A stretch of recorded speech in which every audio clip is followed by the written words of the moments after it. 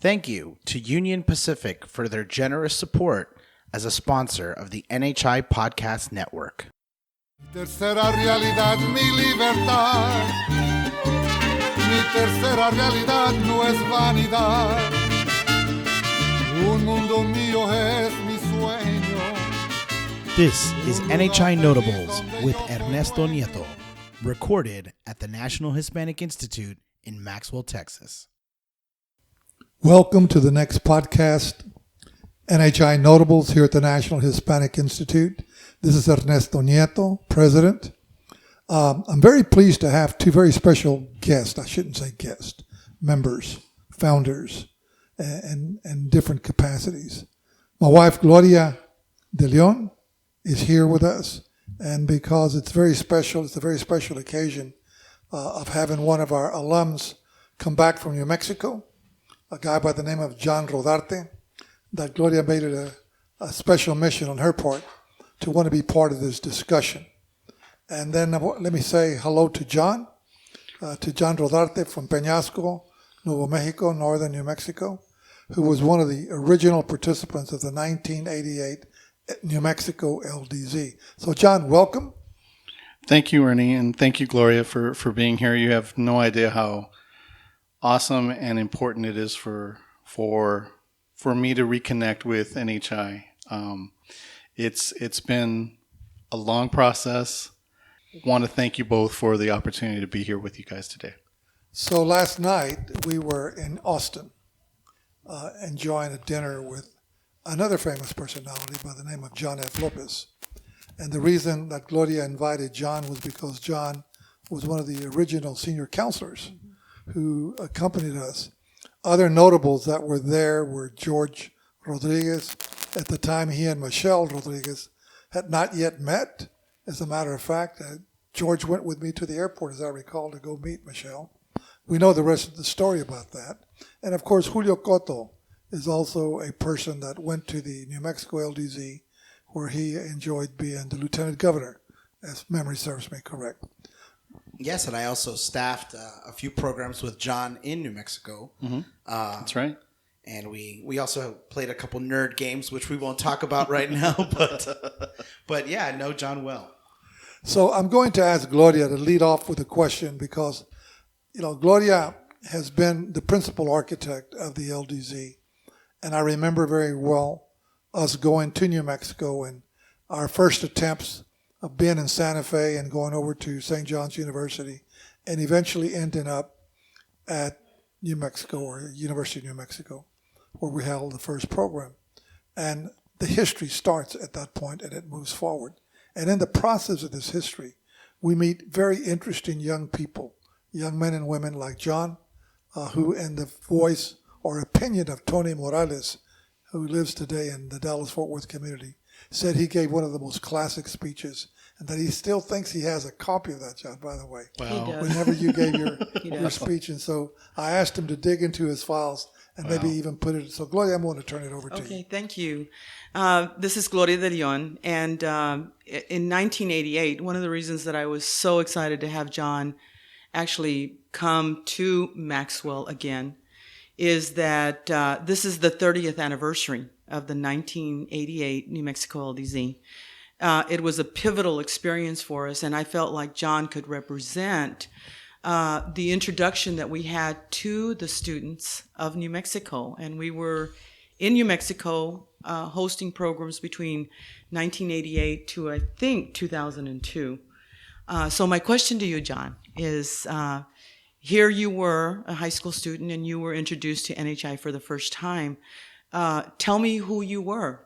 Well, I guess one of the if I want to be as honest as possible, I could describe myself as a very introverted student in Peñasco High School in Peñasco, New Mexico, up in the Sangre de Cristo Mountains. I was quite invisible in school. I remember going to school with my cousins, and they don't recall me being anywhere in the room, even though I spent the entire year behind one of my cousins' desks. I was an aspiring student. I knew I was going to be college bound. I knew that I was going to be accepted to someplace great. But what I What I didn't know was the steps of the journey that I was about to embark when I became involved with the application process for being part of the Lorenzo de Zavala Youth Legislative Session. There was a lot of anxiety being part of that process. I remember calling up Gloria because we had questions about what to do. And well, I called up the Institute.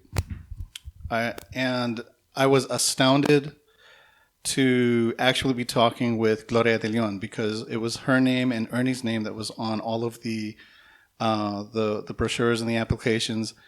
And immediately there was a connection. I remember saying, I can't believe I'm talking to you, Gloria de Leon. And she said, I can't believe I'm talking to you, John. And I had never before been engaged on that level ever with regards to a person I had just met. I knew immediately that this was a program that I had to be a part of. So when it came time to actually enroll, I remember being almost led by the hand by my father to come to this program. And I remember other senior counselors took note of that.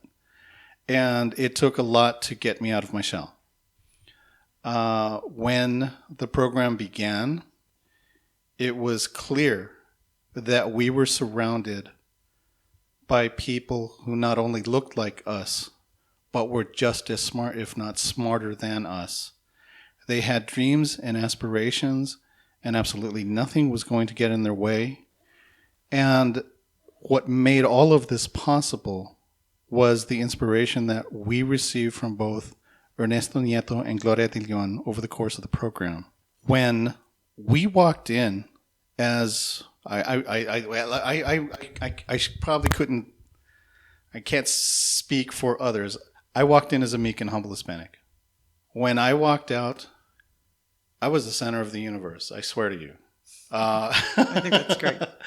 I for the one time in my whole life, I swear I could feel the whole earth revolve around me.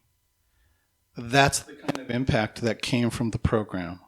It was completely transformational, self-affirming, and it was the foundation of the success that I had in college and throughout my professional career.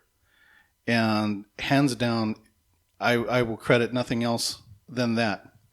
Because had it not been for the LDZ and for NHI and for Ernie and Gloria, anything that I have done within my professional life over the last 30 years either would have been stunted, thwarted, something would have transpired that would have kept me from being able to serve not only the Hispanic populations that I have throughout New Mexico as an educator there, but it also would have, I think it would have shrank me as an individual. I know that you came from Peñasco. A lot of people may not know it's a tiny village in northern New Mexico. Beautiful place. North of, not too far from Taos, I think 20, 30 minutes by Mountain Road. Tiny little village that you would probably blink and pass by and never notice. What position did you run for? Anyone who's an NHI would want to know, what position did you run for? What did you end up doing at the LDZ? I think a lot of people, when they look at the structure of the LDZ, immediately dream about being the governor, being the lieutenant governor. What was so amazing about the program is that even if you didn't make those positions, that there were plenty of others to participate in, whether you were a senator or a Supreme Court. I made a strategic decision to become a member of the Supreme Court. I knew that if I was going to fit into this particular structure, that would be my best role. I did not want to necessarily administrate, but I did want to be an arbiter for right and wrong. And I really felt that the Supreme Court would give me that opportunity to be able to seek justice in a world, and I don't want to, make it sound cliche, in a world of injustice. It's just that when when you grow up Hispanic in the United States, it doesn't matter how far away you are removed from it, you are still exposed to the images on media and in television that relinquish you to a diminutive role. So let me quantify that. In Peñasco, New Mexico, there was no cable television there. While the rest of the country had it, we did not. There was, the cables just didn't reach that far. They didn't go that far? No, everyone had antenna TV, and we had one channel, and that was it. And even then, anytime you saw a person of Hispanic descent in the television, they were a maid, they were a gas pumper, they always had some role of servitude, and there was absolutely no one in the media that we could identify as a role model or as somebody that we could aspire to be like. All of that changed when we came to the LDZ, because immediately we were surrounded by people who were already attending the colleges that we dreamed of going to. This is going to sound strange, but when we, as I was a junior in high school, and I had to make a decision about where I wanted to go. And that decision was made entirely, and maybe even foolishly, but my senior counselor, one of the senior counselors there was George Rodriguez, who was attending the University of Notre Dame. Wow. And I immediately identified with him, and even though I wasn't necessarily part of his group, I was their additional member, and I remember saying, there's counselors here from Stanford and from Vassar and from all of these great colleges. And I said, but if all the people at Notre Dame are as cool as George Rodriguez, he's a cool guy. He's a cool guy. I want to go there, he says. I said, that's where I want to go. And my mind was... So you were going to be cool just like George. That's such a great story. So that's how I said, that's it. That's the one. That's the one for me. And yes, I did apply to some other colleges, and I got accepted by everyone except Stanford. But Notre Dame was the last one that I got the notice from. And I remember receiving the huge overstuffed envelope that finally said, you are now going to be a member of the University of Notre Dame. And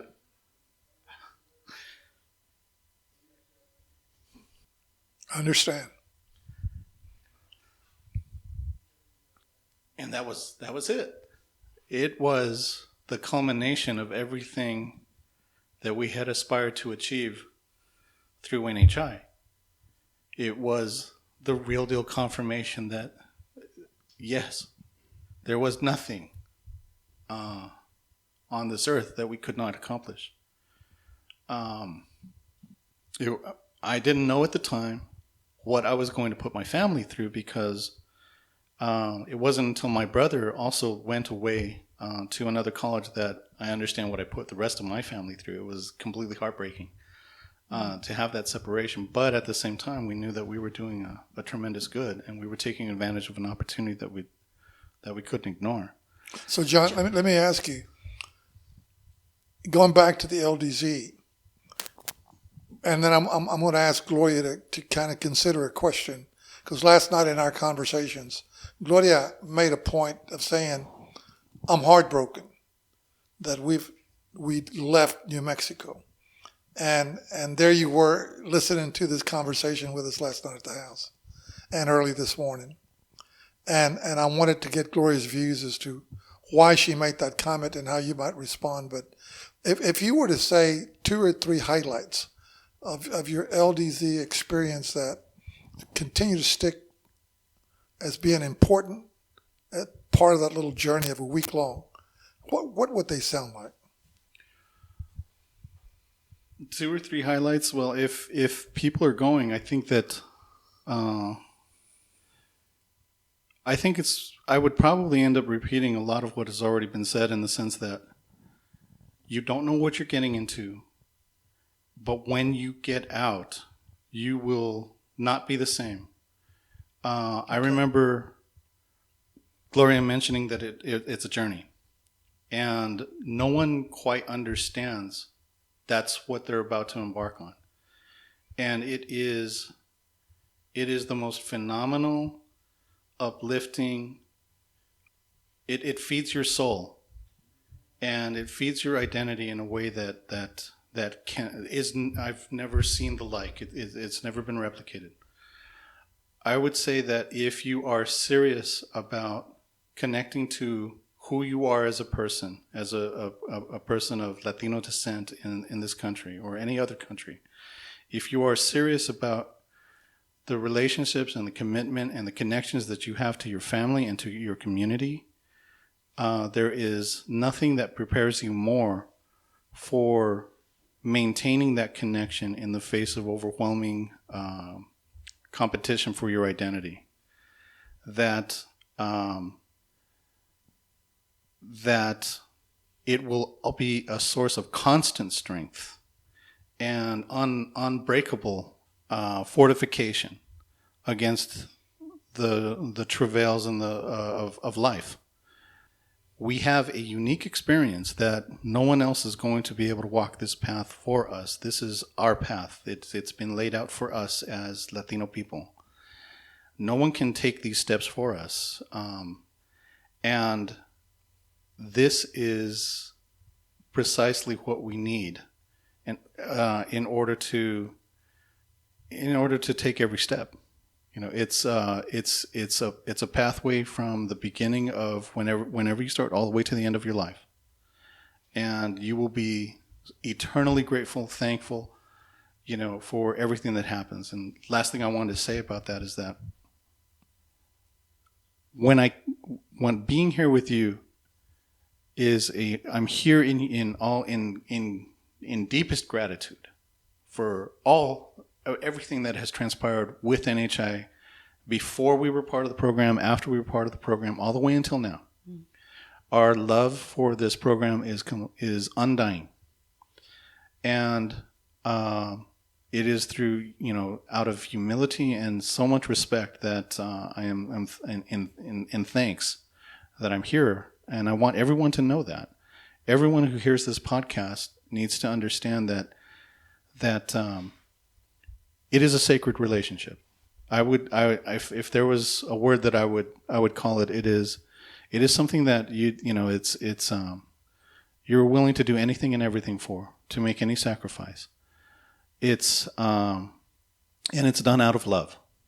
It's done out of love and dignity for your raza, for your people, for your community, for your family. I wanted to shift over a little bit to Gloria, and maybe you two can discuss it further, and just when she made that comment, like I said, about being heartbroken, what makes New Mexico, in your view, Gloria, so important? I think that just traveling, New Mexico was our first out-of-state experience. We were founded in Texas.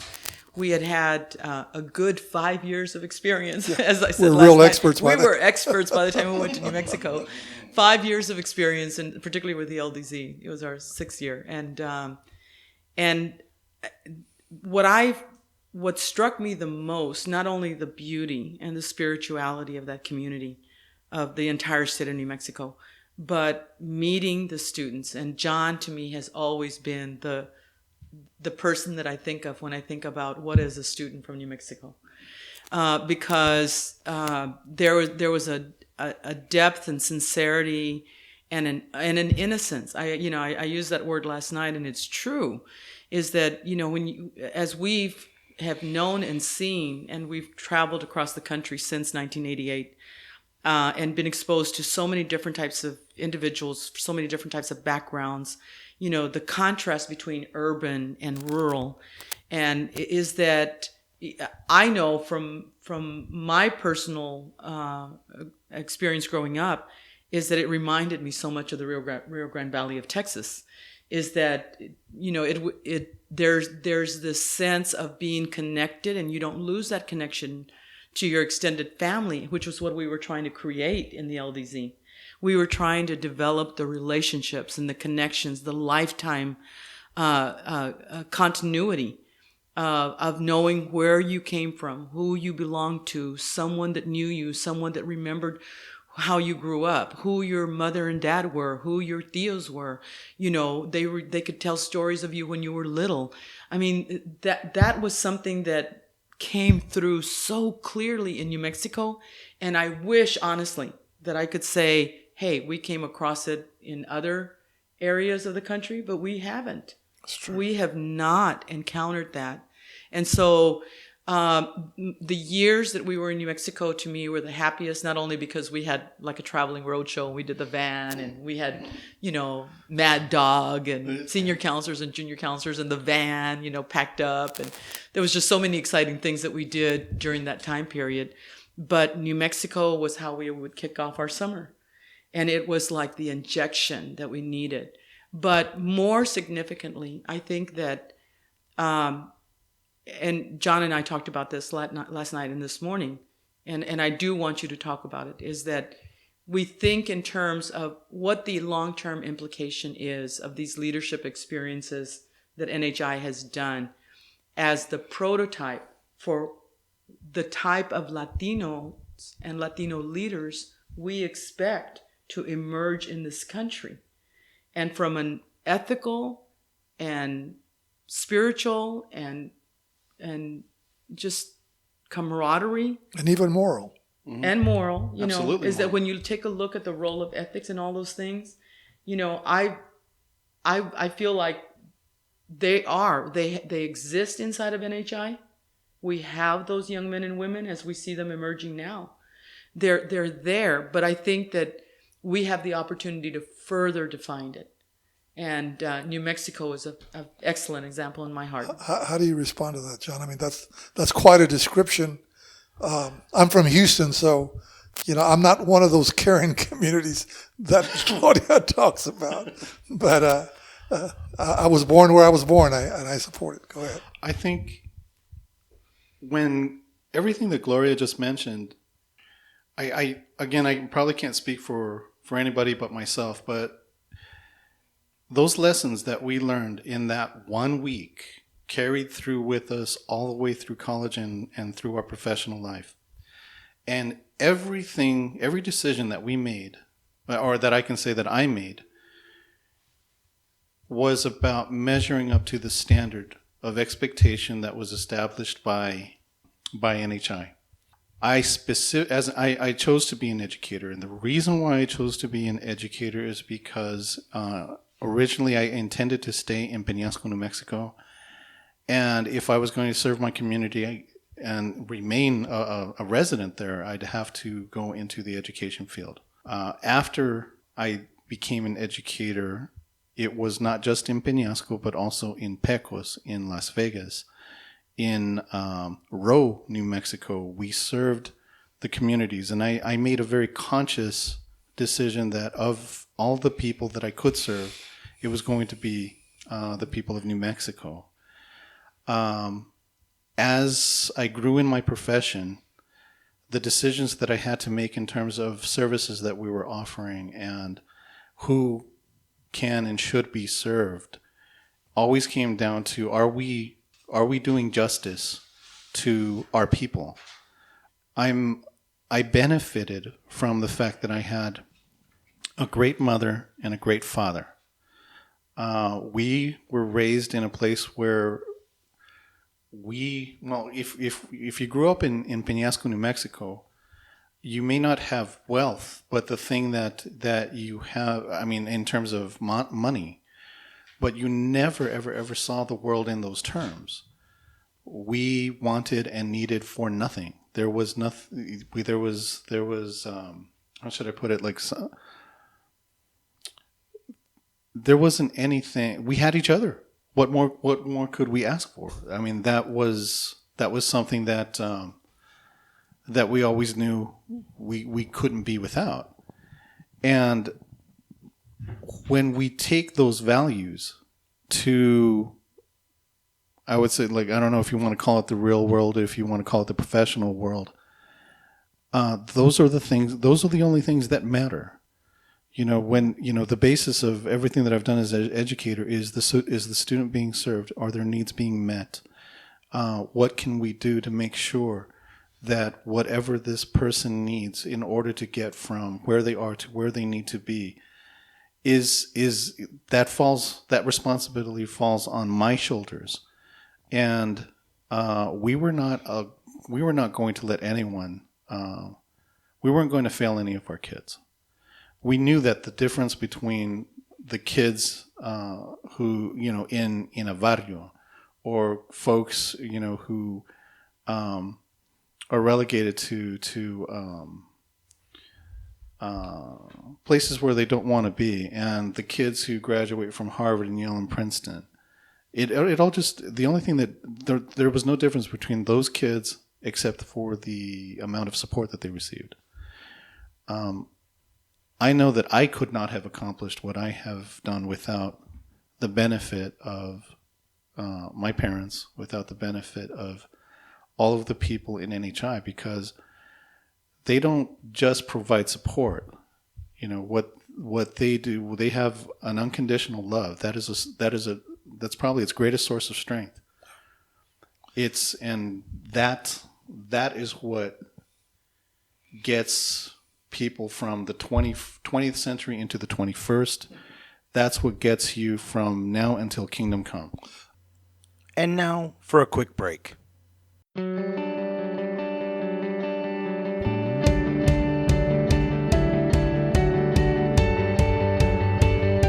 National Hispanic Institute is an organization with a 37-year history of working to change the social narratives of our young Latinas and Latinos to help them envision a new America, a new Latino community, a new direction, and a different kind of culture. We want our young people to be inspired by who they are and see the asset value of our culture and these 800 million people in this vast amount of land that starts all the way in Canada and goes all the way to the tip of Argentina. Our hope for an alum is that that they have the mindset of giving back to their community, that they want to help, they want to contribute. And B is that they realize this throughout their entire lives and make leadership part of their overall journey throughout their whole life. The National Hispanic Institute has been part of my life for as long as I can remember. It has literally educated and re-educated an entire generation or two now of young Latinos and their allies around the country, around the world, to think about our community and think about our role in the community as being change agents and ultimately in advancing the cause and the needs of our community. Personally, the National Hispanic Institute has helped me reach goals and do things that I didn't think I was going to be able to do before. And so what we did was create these learning experiences where young people could learn to be in charge of things. We just encourage people to go way beyond a career in life. We want to see them have a community calling. NHI is a place where I come and I have to learn, how do I pass on values? And then the benefit of that self-belief that it's possible. Things are possible for all of us and that we can contribute to the success of others. We look at the richness of our community, at its value, at its capacities, and we go from that point forward. We don't want our young people to look at themselves and their communities and look down. We want them to look up and be inspired.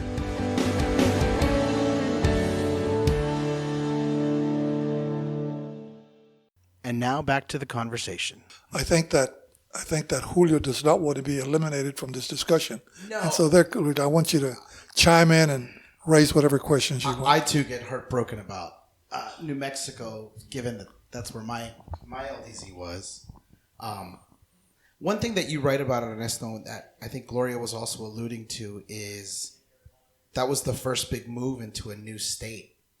And I remember after my LDZ year as a junior counselor in New Mexico, telling Ernie, it's like, this works everywhere. It should. Mm-hmm. What do you think about NHI worked in New Mexico? And I know that was one of the big fears that you both had about leaving Texas, or would it be resonated the same way, or would it be received or understood?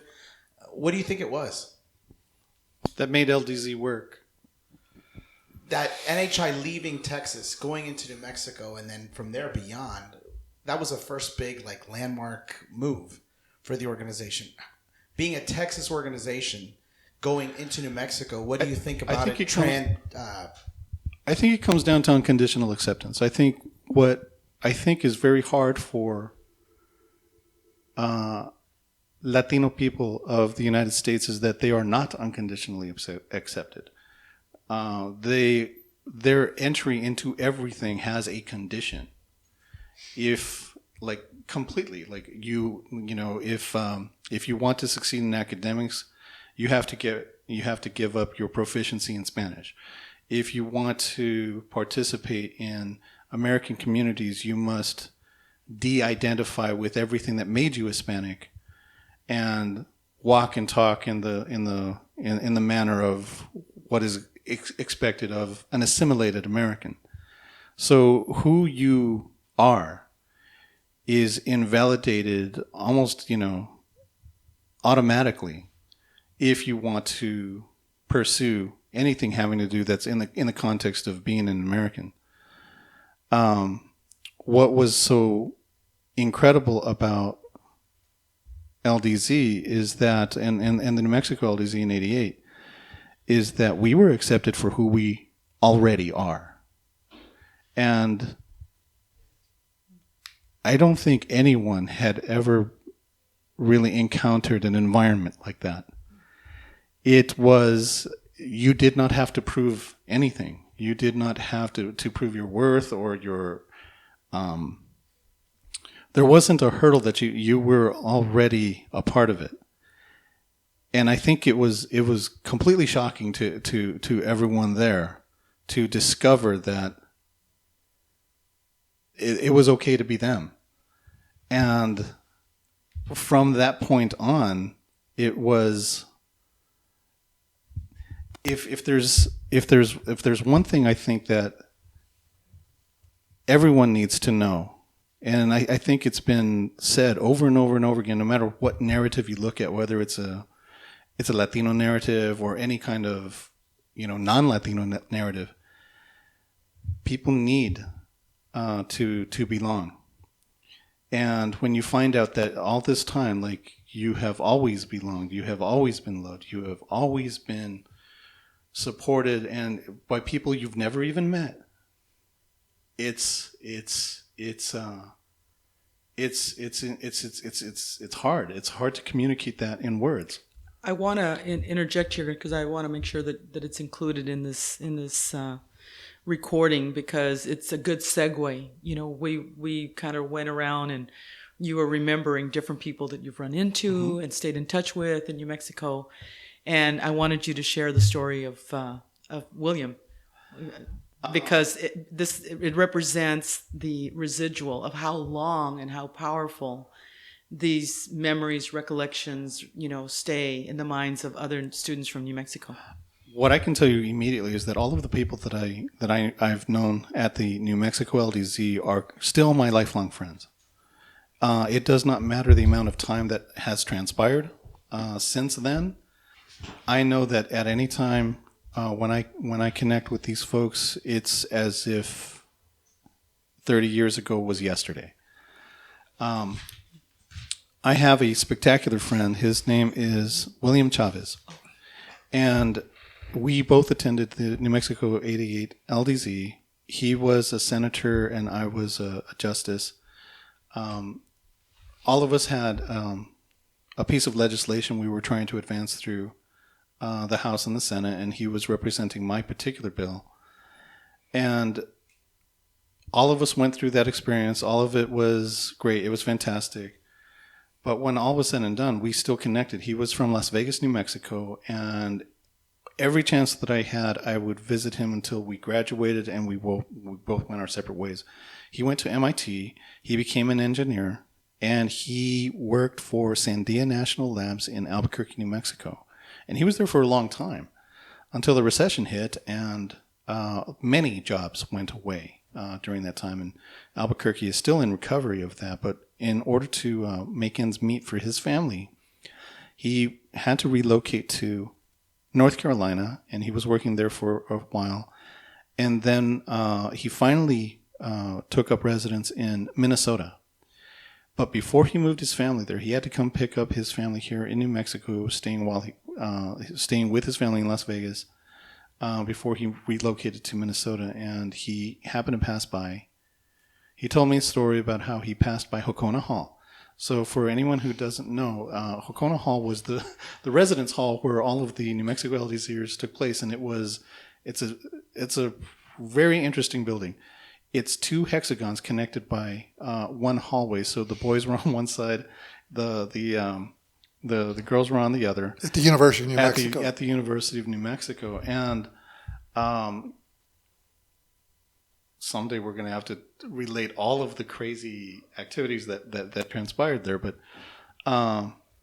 it's been since turned into a girls' dorm, which means, if you're not a resident, you're not getting in. And William happened to walk by, and he was with his family, and all of a sudden, there's tears coming down his eyes, and they couldn't stop. And of course, what transpires next, there's concern over, well, what's going on, how's this feeling, and how do you relate, this overwhelming experience of the LDZ? Like, all it took was just us walking by the building. And I've had that exact same feeling every time that I've walked past Hokona Hall, because I live in Albuquerque, New Mexico. I was taking classes there recently, and it's hard. Like, you just have to stop everything that you're doing and just try to come to grips with the greatness and the love and the affirmation, everything that transpired there.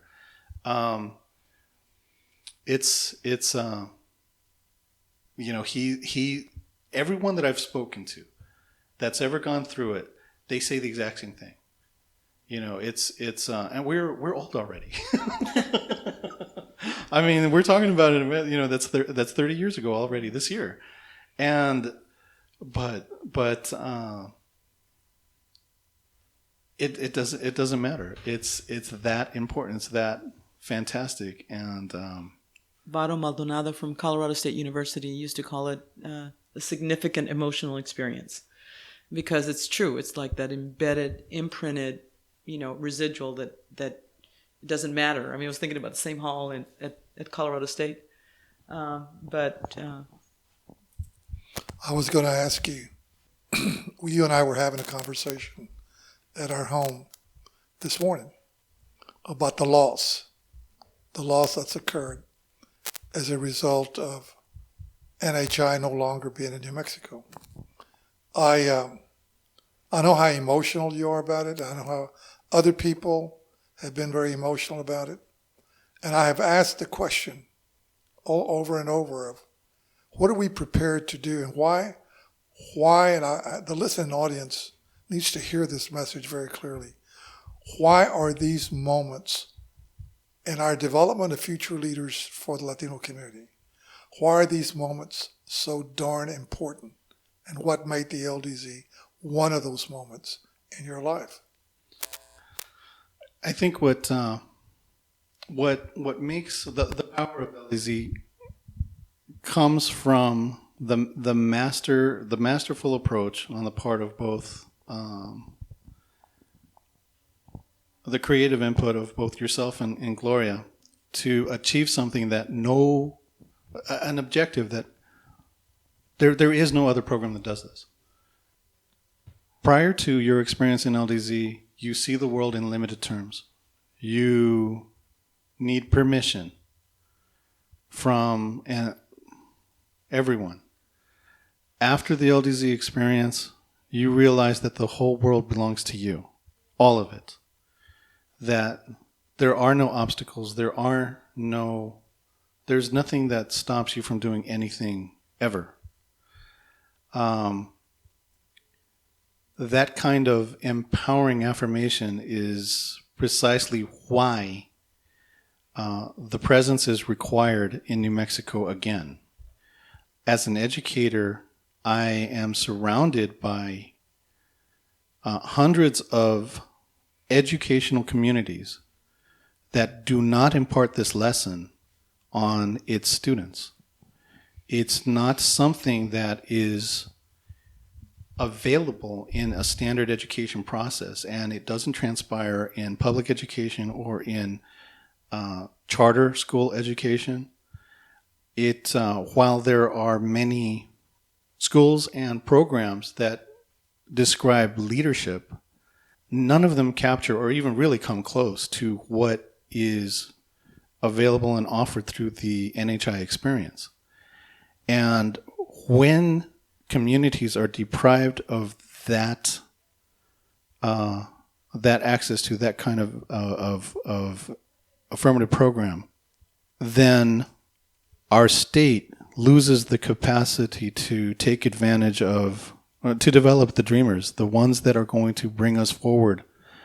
I remember in our conversation that I know that you expressed the concern that New Mexico is very good at preserving its past. And that's been a great focus. And it's done a lot to preserve the identity, the heritage, and the culture there. But there is not necessarily a vision to move us forward. There is no one articulating what that vision is going to be. That requires dreamers, innovators. It requires people who have already reached that stage in their life that they have the power and the position to make it happen. And I think what needs to transpire, what is going to transpire is the NHI presence is going to be reestablished in New Mexico. And it's going to be done by people who already have gone through this experience. And they are going to do this because not only are we ethically obligated to do so, but it is for love of our community that we must pass on this tradition, not just for the benefit of the Latino community, but also for selfishly for New Mexico. This is a legacy. It is a sacred legacy that firmly establishes us as a people with a future. I wanted to end now with a final question that I've been thinking about. I know there's a reason that Gloria invited you, and I know that your friendship runs deep and historical, and I know how much she values your friendship. Of course, I love you a lot too. You know that. I don't have to explain it. We love the both of you. So here, last night, as you were visiting with us and spending the night at our home, you got up and brought back some artifacts. I was just wondering, just to close out this session, why you were a Supreme Court justice. You received an award for that. But that's not the trophy you brought back. That's not. You brought back there. I brought back I was...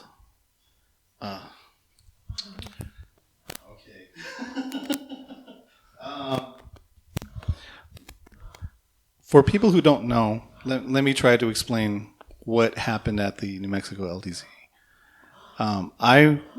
All I wanted to do was, because I was surrounded by such greatness by my peers, I said, if I can walk out with just one award, I'd be happy if I got, an award for, justice. And I did. But I remember there were these spectacular and fantastic awards that were being put out there. I remember most promising male, most promising female. But it looked to me like there was one particular award that, boy, did they build up. And it was the Ricky Miranda Memorial Award. And at the time, we were introduced to who Ricky Miranda was. And we knew immediately that whoever received that award was worthy of something special. And it was also communicated to everyone there that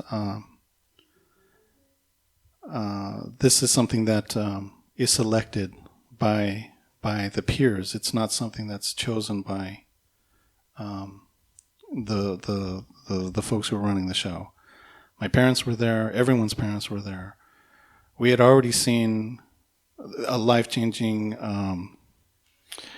slideshow that showed us as, the great people of the world. And when all was said and done, I remember thinking to myself, like whoever got that's really super awesome. I don't know who it is, but I kept saying I just really respect and admire who that person is. And then they called my name. And Gloria said, "This is going to our man from Peñasco, John Rodarte." I was stunned to this day. I couldn't move. I stood there with my mouth open. I had to be pushed by my peers to accept the award.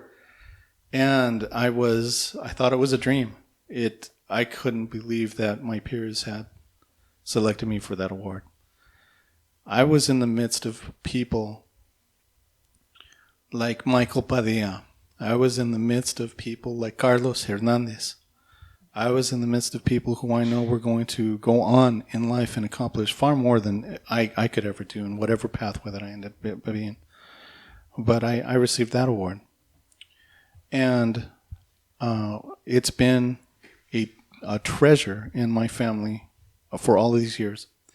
I've moved many times, but my father did a really good job of, he's kept it. All this time in Peñasco, New Mexico, until he moved here to Albuquerque, New Mexico.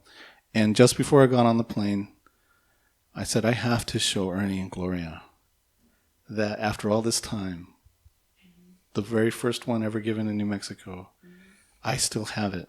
They need to know that. They need to see that I've paid tribute to it. And to the family of Ricky Miranda, I've done everything that I could in my life to live up to the expectations of that award. If I never receive another award in my whole life, it does not matter. I've received that one. I know that we're going to have to draw this to a close, or else we're all going to cry ourselves to death. It's been absolutely a wonderful and gratifying experience to have you with us, and not only remember, but like I said, Gloria seems to have that inner spirit of knowing people far deeper than sometimes I'm able to get. And I appreciate the fact that you've stepped forward and you've said, hey, I'll take the lead in New Mexico. Let's get it going. Let's take the programs there. And a lot of people will be contacted as a result and motivated to bring this experience back to where it belongs in La Cuna de la Cultura of our community. It's a place that I don't talk a lot about, but I know it's very close to my heart and will always be. And every time I say to Gloria, hey, let's go relax somewhere, it's always, let's go to New Mexico. So John, closing comments. I want everyone who hears this podcast to know this. There have been quite a few people who have participated in NHI programs. Whether you were part of the New Mexico LDZ or any other NHI program, whether it's the Great Debate, the Collegiate World Series, if somewhere down the line you're going to hear this, and I want you to know that we have never forgotten you, ever, ever, ever. We still love you.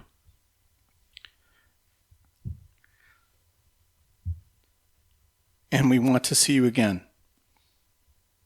It doesn't matter how much time has passed. It doesn't matter.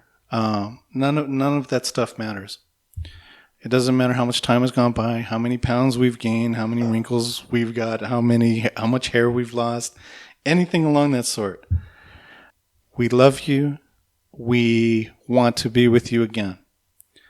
I don't want the New Mexico LDZ to be the one and only time that we were all together in that one place. There's no reason why it should. We want everyone to return. It doesn't matter if you are in New Mexico or if any other part of the world that you're in, whether you're in Texas or any place else. Let's recreate the magic. Ernie and Gloria have done so much for us, and it's our turn. They've prepared us. We're ready, and it doesn't matter what path you've gone into. It doesn't matter what degree you've gotten. It doesn't matter what you've achieved. None of that matters. Just come and be a part of us one more time. Thank you. John Rodarte, 1988. Tercera realidad, mi libertad. Mi tercera realidad no es vanidad. Un mundo mío es mi sueño. Un lugar feliz donde yo soy dueño. Donde yo soy rey el encargado. For more information on the National Hispanic Institute, please visit our website, www.nationalhispanicinstitute.org. Call us at 512-357-6137. Find us on Facebook at NHIHQ or on Twitter, NHI_news, and at Instagram and Snapchat, NHI_news. Thank you to Union Pacific for their generous support as a sponsor of the NHI Podcast Network.